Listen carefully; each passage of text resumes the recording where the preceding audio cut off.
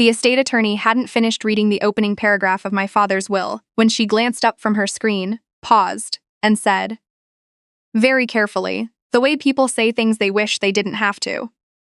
Miss Allison, before we proceed any further, I need to verify something with you.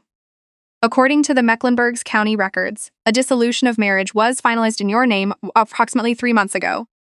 I didn't speak for 5 seconds. I counted them.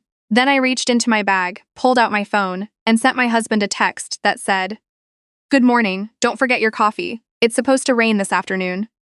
He replied with a thumbs-up emoji.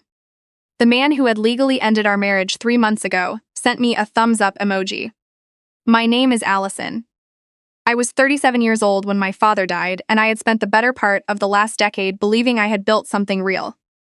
A company, a marriage, a life that meant something.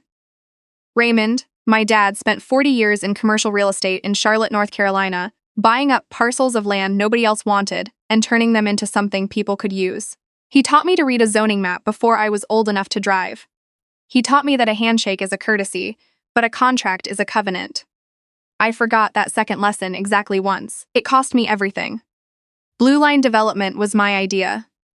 I came up with the name sitting in a Starbucks off South Boulevard with a legal pad and a highlighter, sketching out what a boutique real estate firm could look like if it did things the right way. Transparent contracts, community-focused projects, no corner-cutting on structural quality. Reed was the one with financing contacts and the particular kind of charm that makes investors feel like they've already made money before the deal closes. We made sense on paper. For a long time, we made sense in person too. We married 8 years before my father died. No children. That particular absence had been a quiet wound in our house for a long time. I had one pregnancy that ended at 14 weeks, and after that my doctor was honest with me, in a way doctors sometimes aren't. She told me that carrying another pregnancy to term would carry real risk. Reed said the right things at the time. He held my hand on the drive home and said it didn't change anything. That we had each other. That there were other ways to build a family if we wanted one. His mother, Darlene Caldwell, was from a small town outside Macon, Georgia. She was a church woman in the way some church women are, loudly faithful in public, casually cruel in private. She never stopped making comments. At Thanksgiving, at Easter, at every family dinner where she could arrange an audience, she found a way to mention that a home without children was just a house. She said it sweetly. She always said things sweetly, but sweet words can land like a closed fist if they keep hitting the same bruise. Reed would squeeze my hand under the table. She doesn't mean anything by it, he'd say on the drive home. I knew exactly how she meant it. I just didn't yet know how he was using it. It was at a charitable housing event, a Saturday morning thing, where Blue Line donated materials and volunteer hours to a women's transitional shelter on the east side of the city, that I first met Lacey. She was 24, thin in the way that speaks more to stress than intention, with quick eyes that scanned every room like she was always calculating the exits. She wasn't staying at the shelter. She was visiting her cousin who was. She stood near the door holding a toddler on one hip and a canvas bag that was too full to close properly. I talked to her for maybe 20 minutes. Long enough to learn that she'd grown up in a trailer park outside of Gastonia, dropped out of community college to care for her mother, Faye, who was intermittently sick and consistently a problem. She said she wanted to do something with her life but couldn't figure out how to get a foothold. She looked at me, the way people look at someone standing on dry land when they're still in the water. I felt for her. That's the plainest way I can say it. Over the following months, I helped Lacey get a part-time role at Blue Line doing administrative work, then coordination, then, because she was quick and paid attention, an actual position on the client services team. I took her to lunch, helped her build a wardrobe appropriate for client-facing meetings, sat with her while she practiced presentations. My father used to say that pulling someone up when they're down is the right thing to do. But you do it with your eyes open. I did it with mine half closed. The first thing that shifts in a marriage before it ends isn't the arguing. It's the quality of the quiet. Reed started working late in a way that felt different from before. He'd come home and his energy was somewhere else entirely. Like a door left ajar in a room you're not supposed to enter. I asked questions. He answered them with other questions. I told myself it was the pressure of the Midtown Crossing project. A 9-figure mixed-use development we were pitching to the city, The biggest thing Blue Line had ever attempted. I told myself a lot of things. My father's health declined quickly in the fall. Lung cancer that had apparently been there longer than anyone knew. I drove to his house in Dilworth 3 or 4 times a week. I sat with him while he slept. He talked about the early years, about deals that didn't work, about my mother. Toward the end, he told me he was leaving me everything. Not in a proud way, but in the careful way he did everything. He said his attorney had drawn up the documents with precision. He said I should read every word before I signed anything. He looked me in the eye when he said it. He died on a Wednesday in November. Gray sky, bare trees, a morning that looked like an apology. Reed stood beside me at the graveside. He put his arm around my shoulders and said, "I'm here, I've got you." I leaned into him like he was solid. Like he was the one thing that wasn't going to give way. 3 weeks later, I sat across from Christine Bauer, my father's estate attorney. Christine was methodical and unhurried, the kind of attorney who holds a pen between 2 fingers even when she isn't writing, always ready for the next snuff act. She was reading through the asset inventory. The commercial properties, the investment accounts, a leased warehouse facility in Concord. When she checked the system cross-reference and went quiet, she told me what the county records showed. I went very still. The dissolution papers bore my real signature, not a forgery. Mine, soft at the start, slightly looped at the end, exactly as I had signed my name for years. I had signed them without knowing what they were, buried in a stack of documents Reed had told me were financing appendices for the Midtown Crossing project. He'd brought them to my father's house on an evening when I was so depleted from hospital visits, I could barely hold a pen straight. He set them in front of me and said the investors needed initialed copies by morning. I didn't read them. I trusted him. Christine gave me water, time, and the name of a family law attorney. She also told me the most important thing she could have said. The assets my father left were designated as my separate property under an explicit clause in his will. $22 million in land, commercial holdings, and accounts. And because the divorce was already final, Reed had no legal claim to any of it. He had outsmarted himself.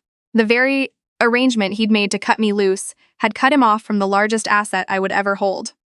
My father was gone, and he was still protecting me. I spent the next 3 days moving carefully.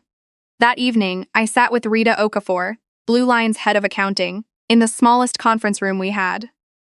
Rita was precise and principled, and deeply unhappy about what she found when I asked her to pull the vendor payment history going back 4 years. She found it in the subcontractor files. A company called Coastal Resource Group, billing Blue Line for site surveys, environmental assessments, and materials consulting. Over 31 months, we had paid them $480,000. Rita pulled the registered address, a UPS store in Gastonia. The listed owner, Faye, Lacey's mother, the woman who had nothing when I first met her daughter. I called Grant Tillman the next morning. Grant and I had gone to UNC together. He ran a private investigations firm in Raleigh, and was the kind of person who did the job without editorializing. He told me what he found inside 48 hours. Reed had been leasing a townhouse in Ballantyne, South Charlotte, the kind of neighborhood where the HOA fees could cover a car payment, under an LLC registered to one of Lacey's cousins. Grant sent me photos on a Tuesday evening. Reed walking up the front path with dry cleaning over one arm. Lacey on the steps, holding a small boy by the hand. The child, Cooper, the neighbors called him, was 3 years old, fair-haired, a little unsteady on his feet, the way 3-year-olds are. Reed reached the steps and crouched down, and Cooper ran the last 2 steps into his arms, like it was the most ordinary thing in the world. I sat in a parking lot off Rhea Road and stared at those photos until the screen dimmed. I did not go to that townhouse, I went home. Reed was on the couch when I walked in. He looked up and said, "You, okay? You look like you haven't eaten." I went to the kitchen and poured a glass of water. He said, "You've been running yourself into the ground since Raymond passed. You need to let people help you." The man who had filed a secret divorce and was funding another woman's home with my company's money told me I needed to let people help me. I said, "You're right, I'm going to start doing that." I started a recording app running on my secondary phone that night, and kept it in my jacket pocket from that point forward. 2 days later, Reed sat across from me in my home office and slid a folder across the desk. A revised partnership agreement, he said, something the city needed before approving the Midtown Crossing permits. It transferred 15% of my equity stake in Blue Line to him as lead project developer. He said the investors expected consolidated technical authority. I looked at him. I asked what would happen if I didn't sign. He was calm about it. That was the most frightening part.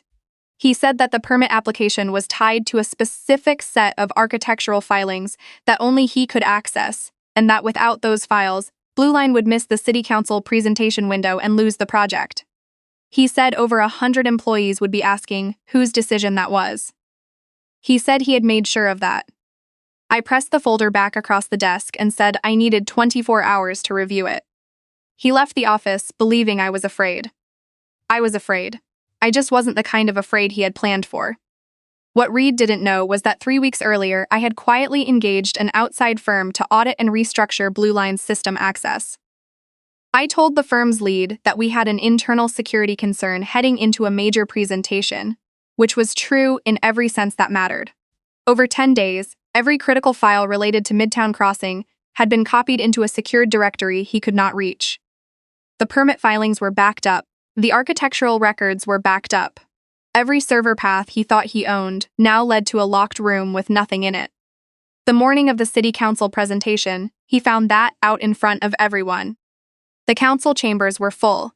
Investors, city planners, local press, our project team. I was at the podium midway through the presentation when Reed stood up from the back of the room, walked forward, and took the wireless remote from the AV table. He said loudly that there was a critical error in the permit documentation and that only he had clearance to resolve it. He connected his laptop to what he believed was our live system. The main screen in the chamber read, "Access denied, account suspended, all activity logged." He typed again, same result. I stepped back to the podium. I told the council that Blue Line had recently completed an internal audit. I told them what the audit found. Rita walked to the front with printed documentation. The Coastal Resource Group payments, the timeline, the LLC registered to a woman whose daughter worked inside our company. Christine's associate, seated in the gallery, formally submitted the evidence packet to the city attorney's office. Lacey had come to the presentation. She was standing near the back with Faye, apparently there to witness Reed's moment. When the screen filled with the vendor records and her mother's name appeared, I watched Lacey's face go completely blank. Then a man I didn't recognize pushed in through a side door and called Lacey's name. Grant had done his homework. The man was Cooper's biological father, someone named Brett, whom Lacey had been pressuring for informal child support for 2 years. He had a DNA test. He had her text messages. He held the folder up like he'd been waiting a long time to be in this room. Reed grabbed the folder from the table in the chaos and found the DNA section himself. He read it twice. Then he said very quietly, in front of everyone, "He's not mine." Lacey started crying immediately. Faye moved toward the door. Cooper was at daycare. He was 3 years old, and none of this was his fault. And I had made certain his name appeared nowhere in anything we submitted publicly. The council tabled the presentation for 30 days pending review, which was the right call. Blue Line's project team handled the follow-up professionally. The outside security firm stayed on as consultants. I promoted Rita to interim CFO that week and made it permanent a month later. Reed was arrested that afternoon on charges that included wire fraud, embezzlement, and falsification of legal documents. Lacey and Faye faced separate charges. Darlene called twice from Georgia and hung up both times without leaving a message. I never called back. I stayed in the house.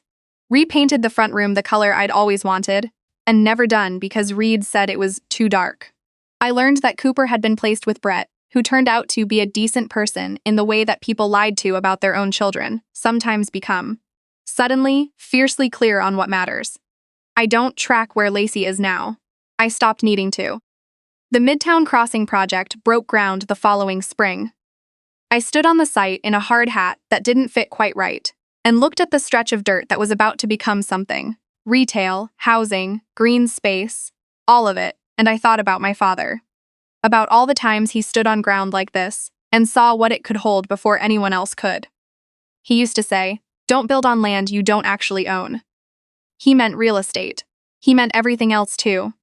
I just had to lose the house before I finally understood it.